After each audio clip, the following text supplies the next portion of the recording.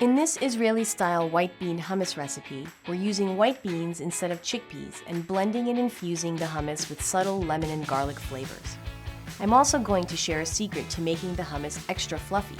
To begin, I've soaked these dried Great Northern beans overnight in cold water.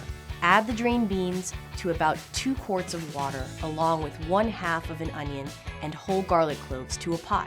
Bring this to a boil and simmer the beans gently for about 90 minutes until they're fully cooked, skimming the foam off at the top often. When beans are fully cooked, allow them to cool in the cooking liquid before draining them and make sure to reserve some of the cooking liquid for later. In the bowl of a food processor, add the cooked beans along with the cooked onion and garlic, the raw garlic, tahini paste, lemon juice, cumin, salt, and pepper. With the machine running, add in the olive oil and the ice in 3 additions, making sure it's fully emulsified between additions. The ice is key to fluffiness. Use additional reserved cooking liquid if necessary to adjust the consistency. Once you've made your own hummus, there's no turning back.